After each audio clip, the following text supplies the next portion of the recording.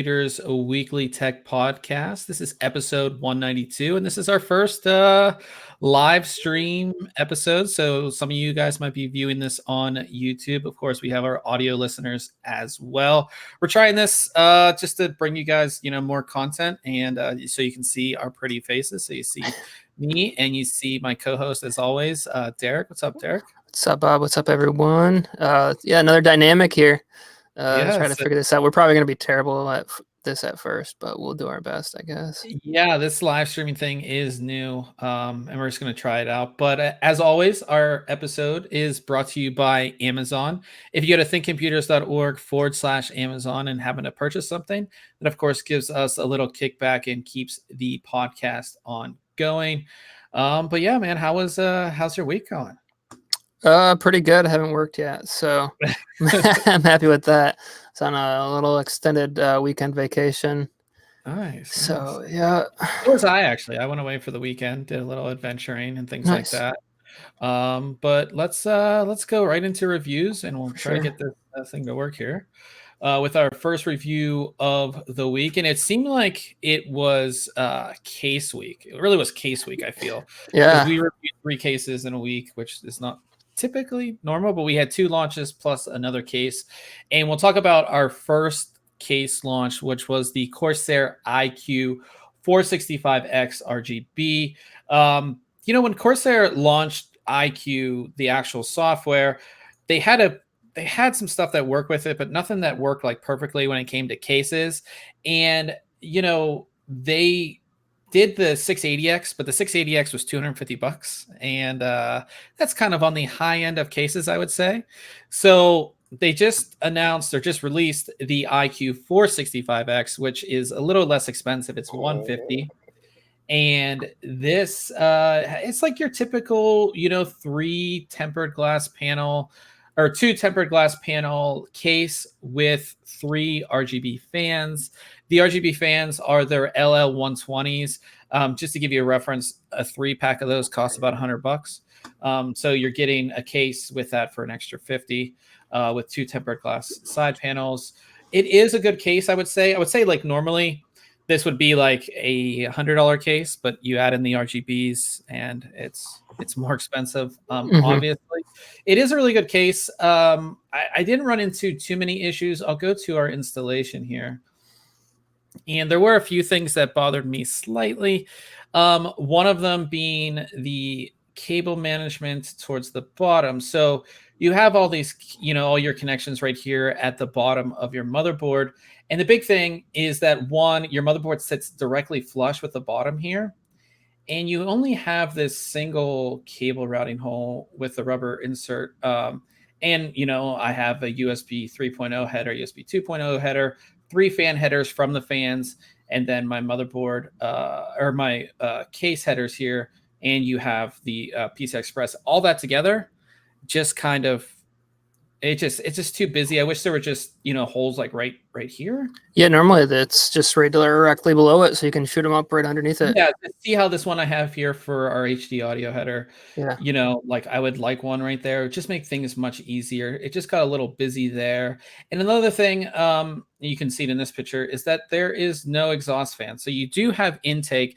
And one thing which we can talk about with the intake, if we go to one of these pictures, is that we do actually have an actual intake. So many of these tempered glass, front tempered glass cases we saw a lot last year was they put the glass panel directly flush with the front of the case, and you got no air cooling whatsoever. So with this, you actually have intake, which is nice. So but the 3 fans, you do get an included controller, which I'll show you, which is right here. And this is for your RGB. So this is only for RGB control.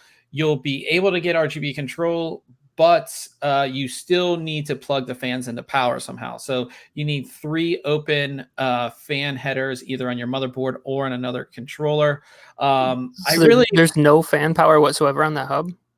There's no fan power. It's only for RGB. That's super weird. And it still blows my mind that Corsair hasn't come up with a dual solution, one that gives you power and speed control all through iCUE with RGB control. Like all of their controllers work like this with RGB control, meaning that you have to plug the fans into power somehow. At the very least, they should have a fan hub header or fan hub on the back as well. Like even if it's not one board, they should have both. That really drops the like value of this. I would say sub 100. Like take away the RGB fans, and like drop this thing down like below $100 easily. This is like an $80, $70 case when you start taking that away from it. Like, yeah, it like in this case again, to me, it just seems like $100 case. Yeah, but because of the cost of the RGB fans, and you do get that controller, which again allows you to use the fans with iCUE and everything like that. One thing I did like, and we talked about it before when we talked about the 680X and the other Corsair case we reviewed recently, is that these are metal now. These little the SSD mounts are metal, which is just like a nice thing to see. But I think should have been standard in the first place, probably. Yeah, it should have been standard in the first place. But like I said, I do like this case. I think it gets across like this is, if you're going into the Corsair ecosystem, this is a great case to get because it does give you the controller for your RGBs, which you still get 3 more empty spots on it. So if you want to buy, if you want to pick up an exhaust fan and maybe some top fans, you'll be able to connect them and have all your RGBs in sync and everything like that, which of course is a plus. The tempered glass panels are decently thick. They're 4mm. Typically we see 3mm, so 4mm, nice and thick, and it's not tinted or anything like that. Like the glass isn't really tinted. So with the fans on, and we have our memory and our AMD cooler there, it lights up the case pretty well. So it's not like a case where you need an extra strip or anything like that. So like I said, I think it's good. I think for the price, you can't complain about the price considering the price of the fans. But if these weren't like software controlled, 16 individual ARGBs in each fan, I would make this like $100 case or maybe an $89 case. But because of the fans and the controller, it makes sense. You know what I mean? Yeah, I just kind of can't believe they don't have a fan power source. Yeah, that's like I said. I think I would hope in this next generation of upcoming Corsair products that they have that combined controller, whatever it may be. They don't even sell one like that. They don't sell a controller that has fan power as well. And it would be nice to just run everything through iCUE, right? Like even your fan speeds and everything, you want to run it all through iCUE. Yeah, absolutely.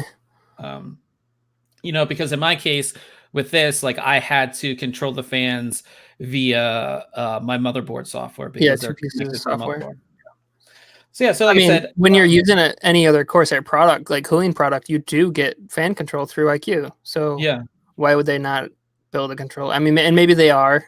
Maybe this isn't the first person to mention that, or we're not the first person. But I would have thought even if it wasn't a software controlled hub, you'd have something to power the fans.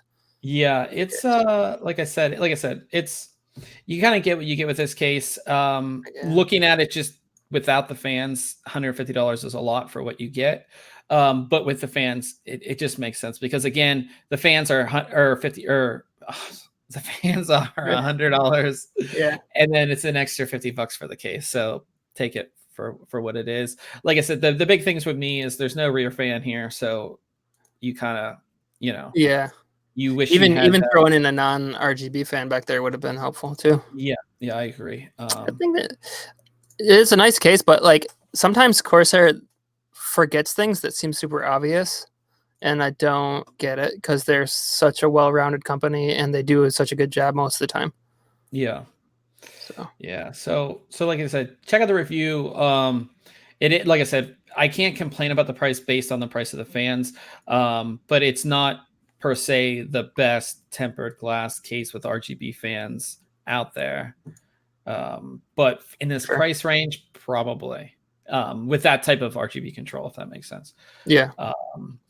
So we'll talk about our next case, which also launched this week, and it's a new Fractal design case, and it's one that's not named Define or Meshify, which we've known those series for so long. It is their new Vector RS, And I have to say, this is one of the better cases I reviewed this year. It's not super flashy, which I think we did see their, what was that case? Their Define S2 Vision, which was Yeah. super RGB in your face. This is more just a more relaxed look, a more sleek look. I think their whole idea was like, the Define series is more or less like a box. This has some different, angles on it and stuff. But this is sort of a great mix of a case that's going to look great. You do get the tempered glass window, but on the inside, it has a lot of storage. And I think in total you can fit up to 16 hard drives in here, I believe, through this back panel here. So you have, your normal 2 SSD mounts right here, but then you have these trays, which again, everything here is metal. We know Fractal design for great, just great design and great quality. So Yeah. and then you have these trays here, and these trays can be pulled out. So you get 1, 2, 3, 4, 5. You get 6 by default, but then you could fit 1, 2, 3, 4, 5 more. So you have quite a lot of storage you can fit in here. And these trays, you can move them around, obviously. You can put them wherever you want. But they allow this case to just have a multitude of storage, which I really like. There's so many people who just are storage hoarders, I would say. And you have so much space here, but it just in general, you have that great internal design that we're used to seeing from Fractal design. You do have the fan controller, and this is for power and fan speed. So Oh, interesting. yeah, so you do get 3 fans included with this. You get 2 in the front, and then this rear one right here. They're all 140s, which is nice as well. And you can connect those to the fan controller here. All of the cable routing is done quite well. There are tie down points on here, but you really don't need to use them all that much. And it's just like I said, it's just a good case from Fractal Design, a little bit different than what we're used to seeing from them.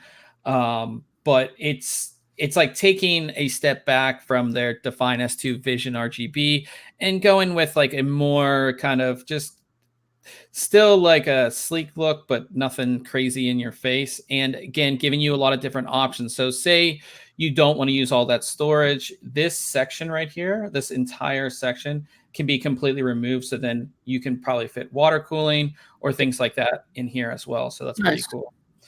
Is it just those 2 thumb screws, or is there more to remove of that? These 2 thumb screws give you access into here, but this sort of section, it can all be taken out. Okay.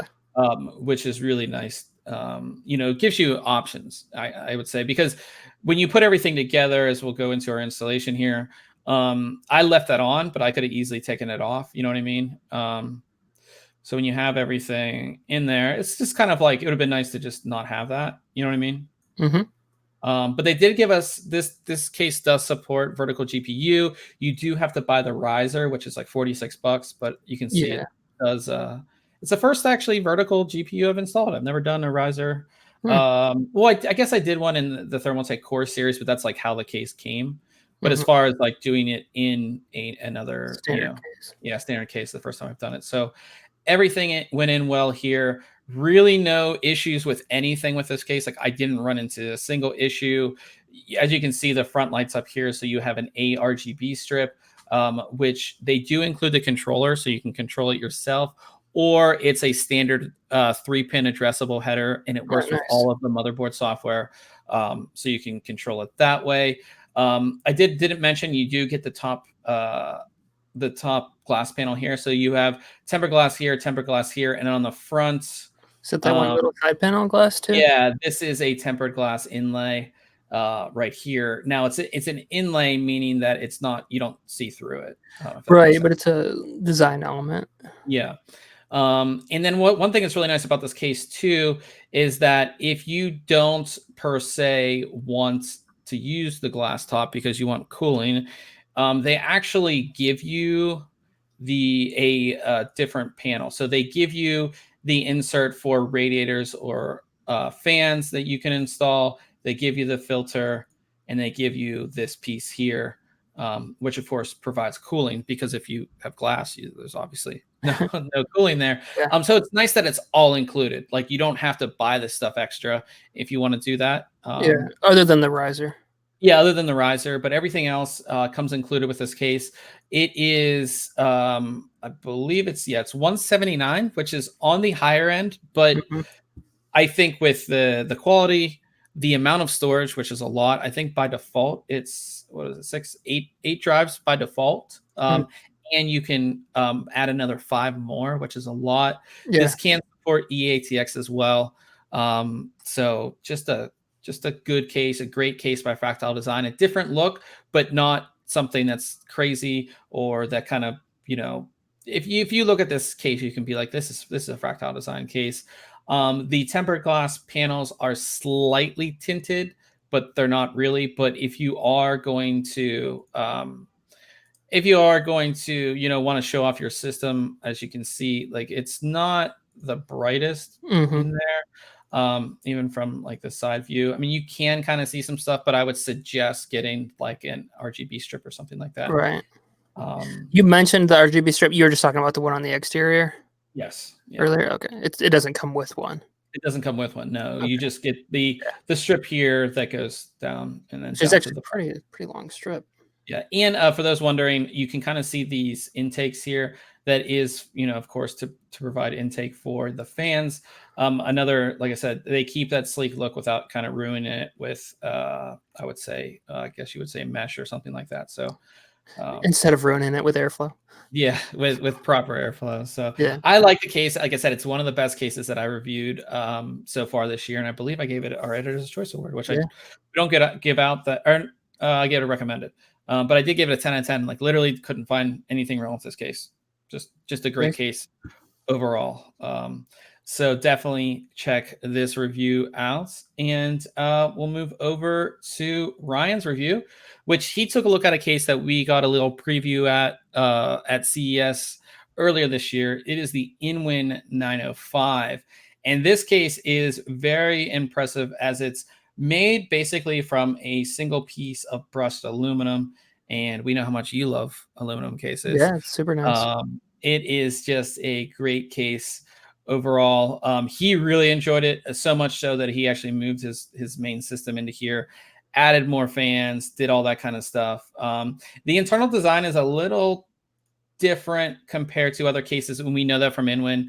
As you can see, there's like no cooling in the top. You actually get cooling coming in here, and then there's like a vent here that has a filter on it and all that. It does come with 3 of these fans, and they're not like full RGB fans. There's just an RGB ring that goes around, but I think that actually works out quite well. If we go to his installation, you can see he added more of those fans, and his build came out great. Like, it looks really, really good with all the fans installed. So here it is with like just like the stock fans. You can see them right there. Looking pretty good, but then he went and added more on the bottom there, and you can see that just looks pretty awesome. And I think a lot of companies, we saw it at CES a little bit, but a lot of companies are going to go more towards this, like, not as RGB in your face design, where it's just like the ring around the fan rather than the actual blades.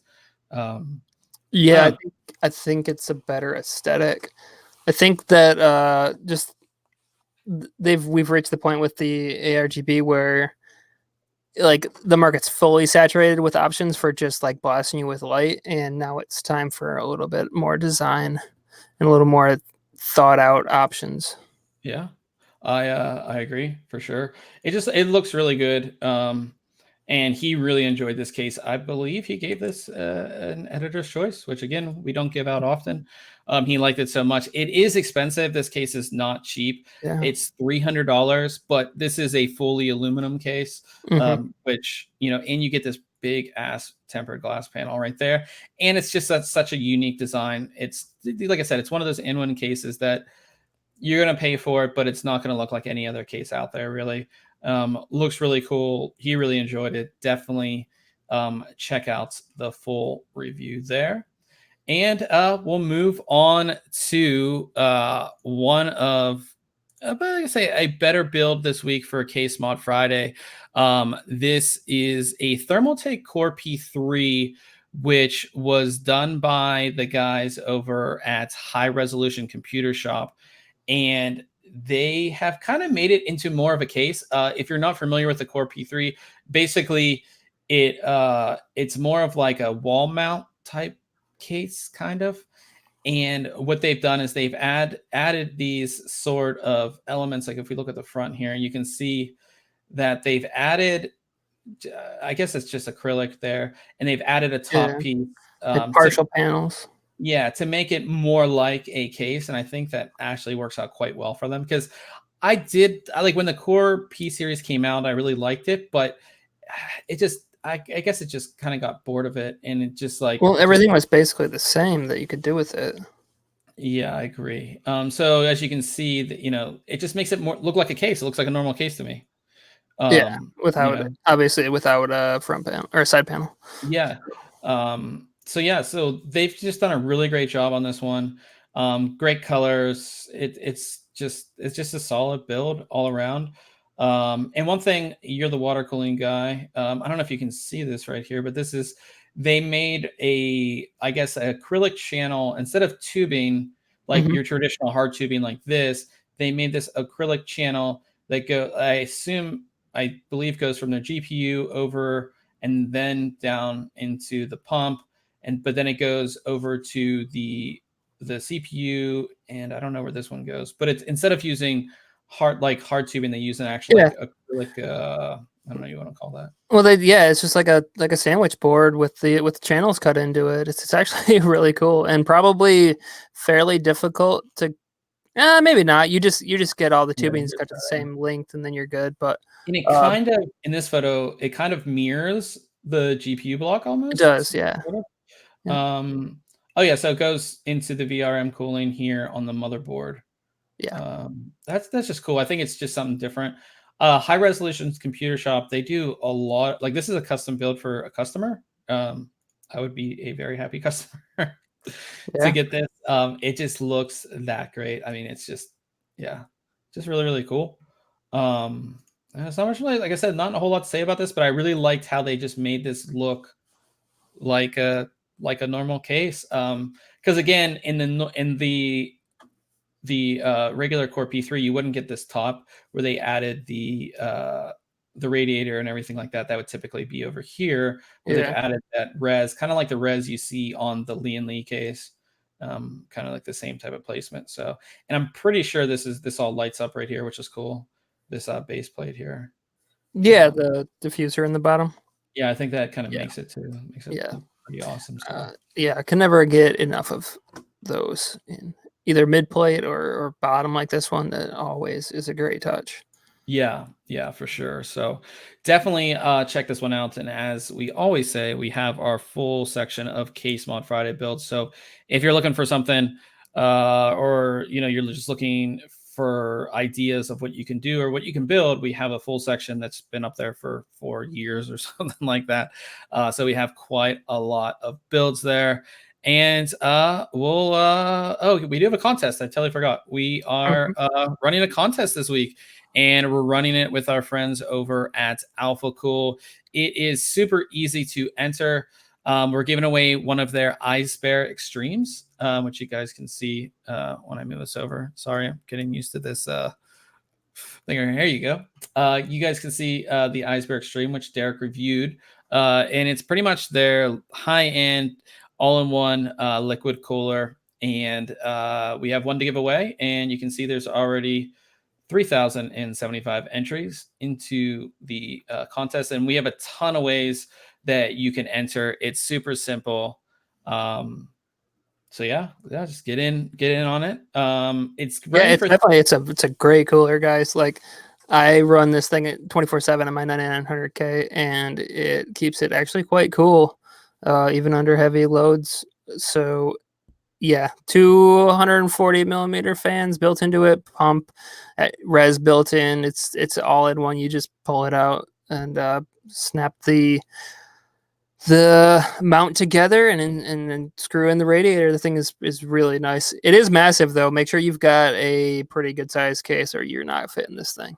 Yeah, we actually ran into that problem when we were doing our review. But Yeah. shout out to Alpha Cool for hooking us up with this. Again, tons of ways to enter and everything like that. So a lot of entries already, but definitely get your entry in. And one thing I did want to mention, most of our contests are US and Canada only, but Alpha Cool hooked us up. So it's Europe and Australia also. So if you're in Europe or Australia, you can definitely enter this contest. So we will have the link to this, of course, in our show notes, but it's on the main page of the site as well.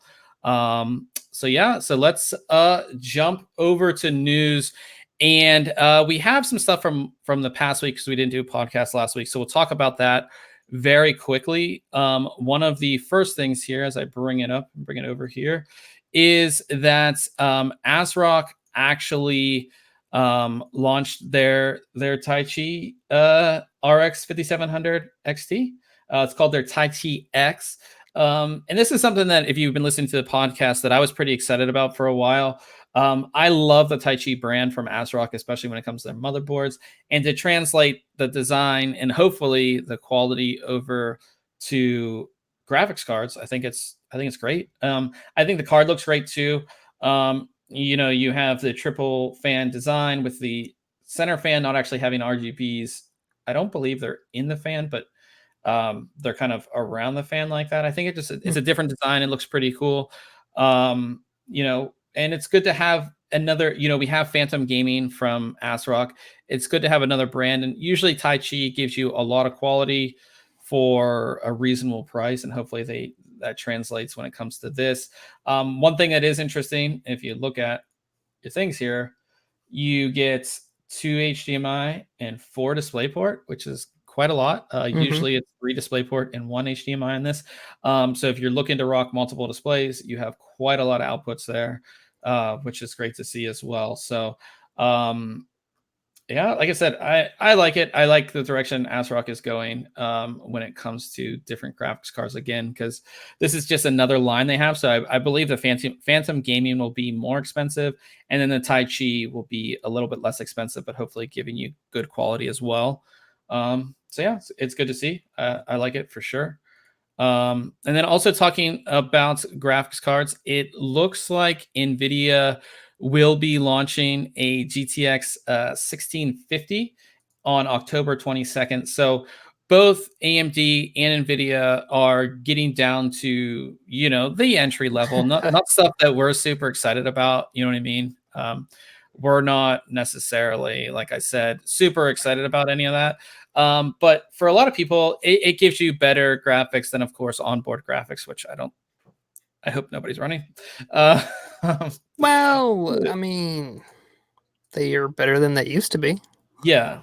So it's going to be a 1650 Ti, and this will effectively replace the 1050 Ti, which has been out. I reviewed it maybe 2 years ago, I think 2 years ago. And that card was actually, for the price, not a bad card for what you're going to get. It was listed online on, I think, a Japanese website for 1,100 yen, which is about $155 US. The GTX 1650, the non-Ti, is selling for 150, and the 1660 is 220. There are thoughts that they might drop the price of the 1650 down a little bit and put the 1650 Ti in the middle somewhere there. But yeah, it's just going to be, again, there's the low end battles coming, and NVIDIA, this is what they're going to be launching apparently. Is this, I mean, it doesn't sound like they really have, I guess it's a decent price gap, but like, it's very crowded. It's getting very crowded with all the different cards. But I guess when you're shopping this low end price, like $20 is a big deal to you. Yeah. Versus the higher end, where like even saying like 50 or 100 isn't a big deal, jumping to get you to the next series or whatever. But yeah, $20-$30 might make the difference when you're down at the bottom end. Yeah, it's just like I said. I mean, for us, we're like, yeah, it's it's a $150 card or whatever. But that's a lot of people are just, because there is a considerable drop between onboard graphics in a discrete card, just in general. The biggest thing is the amount of VRAM that you're getting. You know what I mean? Sure. Yeah. Which is going to help you if you pump down your settings. If you want a game in 1440, you can drop down your settings and you'll have enough RAM to do it. You know what I mean? If you just want the real estate, the Yeah. screen space. Yeah. But yeah, it just, like I said, running discrete is just always better. So this is going to be one of those cards for that. It's not. We're not sure if it's going to use the TU117 from the 1650 or the TU116 from the 1660 and 1660 Ti. It will be cut down if it's a TU116, or if it's the TU117, it probably will make full use of that chip. And it's supposed to have 4 gigabytes of GDDR5. So yeah, that's not super exciting. But on the AMD side, HP actually listed some pre-built PCs. One that will feature an RX 5300 XT and the B550 chipset. So we'll talk about the Radeon RX 5300 XT. Now, we have been hearing rumors about these low-end AMD cards, not the 5700, but we've seen 55. Actually, this week, a benchmark from 55 came out, but the 53 is pretty low-end, much like that 1050 or the 1650 Ti. The big thing is that this low of a card might not be based off Navi at all. It could be a rebrand, which AMD is pretty popular for their rebrands. But we don't. It's a feature at this point. Yeah, we don't know yet. But could easily be a Polaris rebrand, or it could be a very low end Navi chip. But we don't know yet. So that's pretty much it on that card. We really don't know much anything else. Just these systems, were listed, which of course for us these don't look like anything great. But they do list a B550 chipset and of course a Radeon 5300 XT with 4 gigabytes of GDDR5 right there. And the other thing is the B550 chipset. So we've been expecting B550. It wasn't like a secret or anything. And that's kind of like the, just like the middle ground chipset or more entry-level chipset for Ryzen 3000 series processors. And the specs on that were actually just, I guess, leaked. I wouldn't say leaked, but the big thing with the B550 compared to like an X570 is that there's no PCI Express 4.0. Which kind of makes sense just because it's a lower end chipset, and that high end chipset feature requires more signal power. It requires a lot more. That's why, of course, the X570 motherboards are more expensive, and they just are. So you're not going to get PCI Express 4.0, and you're only going to get 2 USB 3.2 Gen 2 devices, 6 USB 2.0, and the 4+4 SATA 3 connections. And the one important thing, which I don't think is going to make a big deal, but it's worth mentioning, is the interlink between the CPU and the chipset is done via PCI Express 3.0, not 4.0, which there was never a problem on, like say B450 or anything like that. So all of this stuff is supposed to be out in October. I think it's gonna be a really good thing for AMD just because, when Ryzen 2nd gen, like B450 was such a great chipset. If you weren't looking to really do anything, like crazy, you're happy just plugging parts in and using it. Yeah, like if you weren't really doing anything, I believe B550 will still support overclocking too. I'm pretty sure B450 did. So, you can still do overclocking, but you're not going to get as many features. You don't have any need for PCI Express 4.0. You could match a, Ryzen 3000 series part, like a Ryzen 5, like the 3600X, with a B550 board. Maybe a B550 board's 100 to 125, 150 bucks, and you could still have a pretty awesome system there. So that is, that's pretty exciting. I think it's, like I said, people have been wanting it because X570, like Ryzen 3000 series processor and an X570 board are pretty expensive to get into. I mean, they just are. Yeah, and you got to assume that 550 is going to be relatively expensive compared to what it has been in the past too. So I would say the real question at this point is, why don't you just get a 450 board? That is true, because the feature set is, you are going to get like USB 3.2 on this, like you didn't have that on B450. Yeah. Yeah, but I mean, yeah, it's the Do same you have thing. devices that are going to take advantage of that? Yeah, that's Right? If you're at the bottom end, like you're not upgrading, like you're not the guy that's probably going out and buying like the fastest drives and portable drives and stuff either. So yeah. I mean, it's what a lot of people, when they message us about asking questions about Ryzen 3000 series, they're like, yeah, I'm matching it with the B450 board because it's backwards compatible. yeah, and you save yourself $300-400 that way. Yeah. Oh yeah. It's substantial at this point. So I think that AMD has to be careful here not to price themselves away from their actual consumer base, right?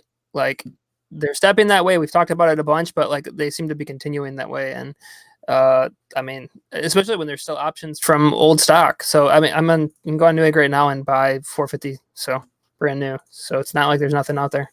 Yeah. Yeah. I mean, there's tons of B450 boards out there, and they're really good.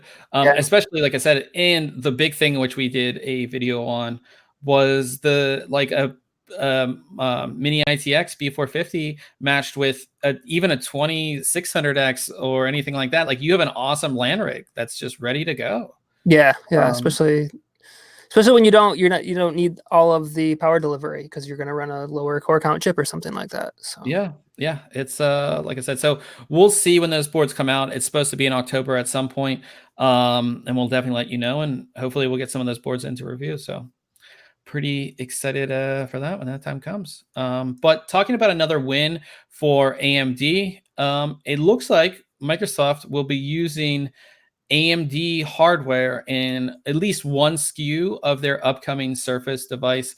You know, this is a pretty big win for AMD, I think, because I mean, taking a company, it doesn't matter. I mean, Microsoft Surface, you might not think is that big of a compared to like an HP or a Dell or something like that. But I kind of think it's bigger than people yeah, understand, though. it is quite big. A lot of people buy Surface laptops. They're actually, A from lot of everybody that I've professionals. talked to, a lot of like my computer friends, like people who are well informed, they love their Surface. Yeah, like, they love it because it functions like a tablet, but it's powered like a ultrabook. Yeah. So So you know, the reason I say it's a big win, because forever, I mean, since the introduction of Surface laptops and tablets, Microsoft solely used Intel parts completely. Yep. But it looks like, at least for one SKU, if not more, at least one will be powered by a Ryzen 3000 series, you know, like a Ryzen 3000 series, Ryzen 3000U or Ryzen 3000H, you know, low power part. Yeah. That's a great win, and that's a good customer to have if you're AMD. Yeah. It just shows you that this is a great win for them mentally, because it shows you like, okay, in the mobile side, somebody believes in us enough to not use an Intel part or have us as an alternative to Intel. You know what I mean? Yeah, like even if it's the lowest end part you can get, like it's for them to have achieved like that acceptance is like being able to do low power stuff, which they've struggled with always. That's a big step for them. Even with the launch of Ryzen, they still mobile was struggling quite a bit. So yeah, for the 3000 series to be accepted and picked up as an, you know, by a big OEM, that's a big deal. Yeah, I agree. So it's pretty awesome win for them. It's likely that this all will be announced at their Surface event on October 2nd. The big thing that hopefully I'm pretty excited for this, and like I'm not a super big like mobile person, but their dual screen device called Centaurus should be announced there too. It kind of looks like this. That looks pretty cool. This is like a cool device to have. I don't think foldable screen. I think it's 2 screens. I'm not sure. That looks pretty seamless. Yeah, that looks pretty cool, right? Yeah. How big is it? I don't know. About the size of a small tablet? Yeah, I haven't really. Well, here's like a pen, so like, yeah. Think of, you know, interesting. Man, I always question on-screen keyboards like that, though. Yeah, because you want the feedback. Yeah, it's so difficult. But But it maybe looks like that's just because we're old. yeah, we are old. It does look like a cool device. And again, that event happens on October 2nd, and you should be able to stream. I assume you should be able to stream it. And we'll have all the details once it all gets released and stuff like that, like what they talked about at the event. But again, pretty big win there for AMD. Mm-hmm. On the other side of things, 4,000 or not 4,000, 400 series motherboards, Intel 400 series motherboards have shown up on the ECC, which is the I can't say this, Eurasian Economic Commission. You got it. Basically, you need to register all these and all that. So, this is this is Intel kind of gearing up for their next their 10 series of processors, and of course the new motherboards that you'll need to get. So on the high end you'll have Z490, and then you'll have H470s, B460s, and H410s, and these are all the boards just from Gigabyte. And I don't think this is complete list because there's definitely not enough Aorus boards on here. But yeah, it's just gearing up. We don't know when the 10 series will launch. We've been hearing, like November. We've heard January. We don't know. But all these boards pretty much are ready to. I mean, if they're importing them, they're ready to go. Yeah. I would suggest they just put it back in the bag and let's just wait for the next series. Let's just it's just like, even if they're adding it to 10 cores, which they're supposed to, you know what I mean?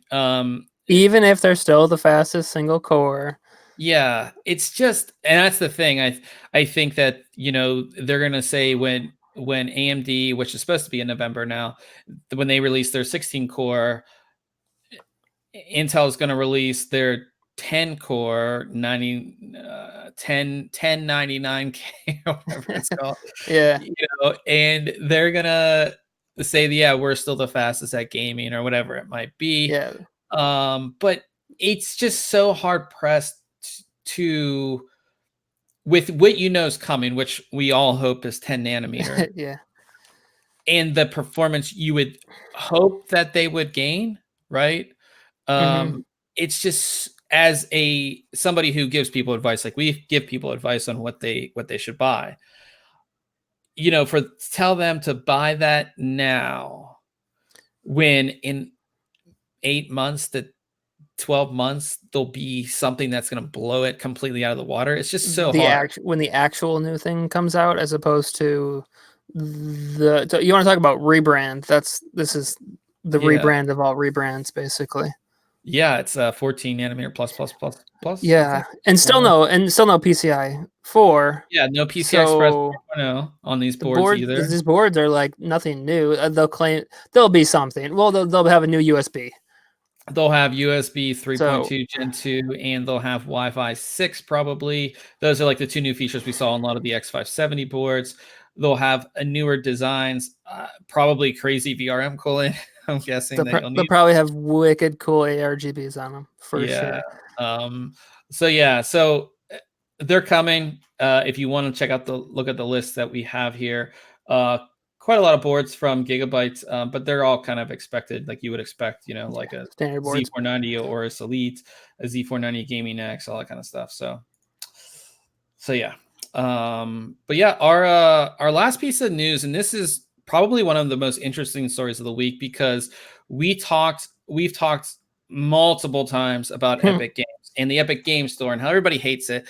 And this makes me like Epic so much more, this story, and I'll tell you why in a little bit. But the big thing with Epic over the past 8 months, I don't even know how long, probably something like that, is that they have got exclusives for very popular games. This Control being one of them, which I'll bring up here. Control being one of the big exclusives, but we had was it BioShock? Well, no, it wasn't BioShock. What was the game? Metro, yeah. I always get that BioShock mixed up. Exodus. Yeah, Metro Exodus was a huge one. Of course, just came out last week. Borderlands 3, massive title. And I always said that Epic is throwing money to get these exclusives, but we never knew the details, right? We knew the breakdown of what developers are getting as far as like the, each sale. Percentages. Yeah. Yeah, we knew that. And that was good for developers, but we always wondered, they're getting these exclusives, like how, or, how much are they paying developers? Is it a Yeah. flat fee? What's the deal? So Control, which is a very great single player game that just came out by 505 Games. According to their recent revenue report, which they have to report this revenue, they received $10.5 million up front to become a PC exclusive on PC for the Epic Game Store. And what's interesting is that the 10.5 million corresponds to 200,000 game sales. So basically, Epic is paying upfront for 200,000 game sales. Hmm. So before, they get that money Before already. before the final line of code is even written. Yeah, before the final. Yeah. So, and they get 100% of that profit, of the first 200,000 game sales. Now, after 200,000, it goes to the normal revenue model, which we all know. I think this is awesome for a developer because you're guaranteed money, right? I don't know if there's we don't know if there's a clause if you don't sell that many. I mean, why would they? What would you risk it? Yeah, but as a developer, you're as a developer, you're getting guaranteed money, right? You're getting guaranteed money up front. You're getting basically a big company is more or less buying 200,000 units off the bat. Yeah, at full price. Yeah, at full price, and you're getting it up front, which means you're getting it whenever you do the deal is probably 6 to 8 months out from when you're actually launching the game. Which is probably right when you're starting to run into budget issues for finishing your game. The dreaded crunch and everything like that. And once you are an Epic, after 200,000, you're still getting a really good, price. You're getting a really good cut of the sale of the game after that 200,000. This makes me really like Epic because, like, who does that? Who gives you money up front for somebody with Fortnite bucks? Yeah, I mean, that's awesome. It enables developers to not worry as much about certain things. It just gives them more room to operate. I think this is just such an awesome thing that they're doing. Yeah, I mean, good for them. It also, unfortunately, I would say for Epic, this the standard well, how much money can I get from Epic for what can I get out of them? Like, it's out there now. Like, yeah, that's a good chunk. Yeah, it's definitely out there. But like I said, I can't hate on Epic for this because for developers, this is awesome. Yeah, that's going all in on a game too. Like, that's really putting your faith into it. Yeah. So very cool for Epic to do that, and I guess they'll continue to do it that way. That's pretty awesome. And I think Epic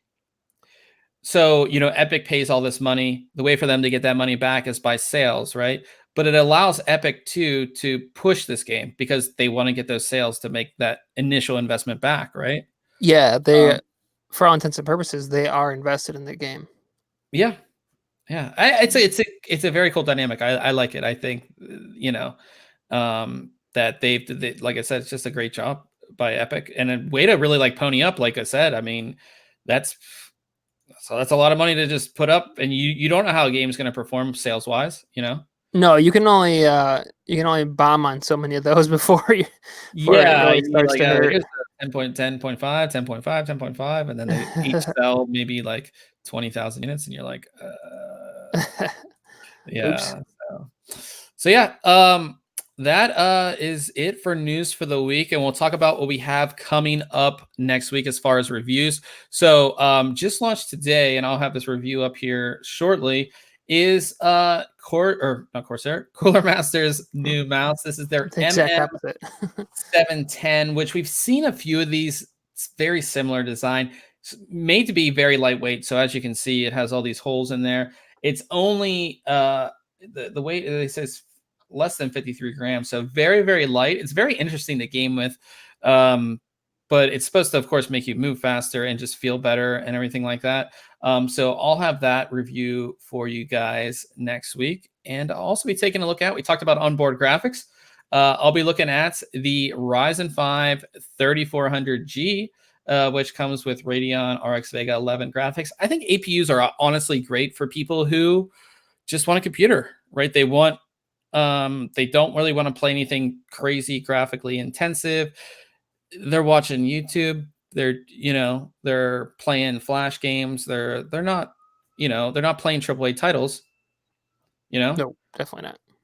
It's a great thing. So this is again the Ryzen 5 3400G. I'll be taking a look at that, and then finally I'll be taking a look at a CPU cooler, which is from Sith. It's their Big Shuriken 3. This is sort of a low profile, top down CPU cooler. Sith always does a great job with cooling. And this is made to be, their whole design. What they told us is for like mini ITX. It's that type of small thing, but you could pretty much use this in any smaller build or any build in general. The cooling should be pretty good as well. So I'll have that for us, and that will round out what we have coming up next week. At the end of the podcast, we usually talk about if we did anything cool or saw any movies or did anything tech wise. Did you do anything this past week? Oh, man, I kind of did a lot actually. Let's see. I did see a picture. You get to explain this picture to me. I don't know. I think it was on Instagram. You posted a picture of you taking a Dremel to a car. Oh yeah. So what was that about? Tell us about that. Well, I got a new car. I got 2018 Civic LX hatchback. Nice. It was definitely needed. And I got that model because I needed to put a hitch on it for my bikes. And it's got pretty basic stereo stuff in it, so I had to upgrade that. So I had to cut a little hole to run a USB cable through. So nice. Cut things up. So you put like a new head unit in, or? Yeah, exactly. Doubled in Kenwood that I actually had in my truck. So I run Android Auto on that, which is pretty sweet if you've never used it. It's basically like having your phone in the touchscreen on the like good 7-inch screen, so it's pretty nice.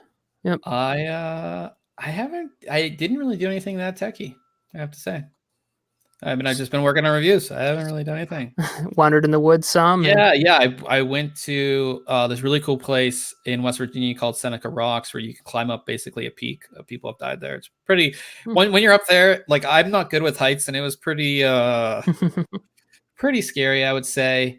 And then we went to this place also in West Virginia called Blackwater Falls State Park. Awesome place. So yeah, use my camera, use my DJI Osmo Action, which I've been using a lot lately. That's pretty much it. Sounds like you probably need to get a drone pretty soon here. For some of these places. So I'm like, it's like, it's getting into holiday season. I'm like, DJI is going to announce a new one soon, because it's like usually they do. So I'm kind of waiting. But a lot of people I know who initially bought them, they like never use them anymore. Well, okay. People that buy them as toys, I think, get bored with them. Yeah. But if you buy it as a tool, yeah, you're gonna have that thing, and you're gonna be like, well, I pull it out and I get the shot with it now. That's when I think they're most useful. Unless you're just an enthusiast in it, and then you're gonna use it. But yeah, like the people that they sell them to, they're like, I need a drone. They're just buying it because they're like, well, that looks like fun, and maybe they used one for like 10 minutes, and they're like, oh, I want that, and then they really don't. Yeah. They just want to fly it for 10 minutes. Yeah, I know what you mean. So I'll think about it. I don't know. Well, like I said, as it gets into what are we almost into October here? Yeah, like October, November, I assume they'll announce a new one, and then the ones that have been out might go down in price. Or that's what I would be waiting for, because the current ones that are out are actually really, all really good. Really good. Like these, like I said, in their Osmo Action, like I do have some issues with it, but overall, it's worked out really great. And I've gotten pretty good with it, and it's an awesome little product. So nice. So yeah, and then you went on your bike trip. Yeah, I went to Waterloo, Wisconsin, right around Madison, Wisconsin, again this year for the Trek Cup, which is an international cyclocross race, and yeah, super muddy. It rained a bit. It was pretty epic. destroyed some stuff and had a pretty good time. Didn't really place very well ever, but I had a good time. Yeah, And that's yeah. So no exaggeration. yeah, I saw that picture. I was like, man. Dude, and like all that ground right there, like that's like the main walkway for people to get out onto the course to Yeah. view.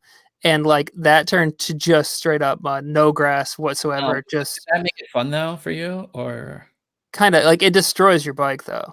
oh, that's not good. Like, Yeah. yeah, like $100 of brake pads just gone on that Wow. bike. So, but yeah, it's fun because it's like it's epic at at the end of it. It's like that was crazy. I can't believe that. But yeah, it's That's ups and downs. It was fun. No that's regrets. cool. That's Yeah. really cool. All right, guys. Well, we will go ahead and end things here. Let us know what you think of us live streaming this. I'm pretty sure the StreamYard allows us to put this on YouTube after. So you'll Oh, have the video there as well. So if you're a normal audio listener, you can watch it on YouTube after, because I know a lot of you guys don't obviously listen to it right away. But yeah, we'll have our full show notes page too. That will be in the section below here, so you can go ahead and see everything that we talked about and all of that fun stuff. So until next week, we'll catch you guys later.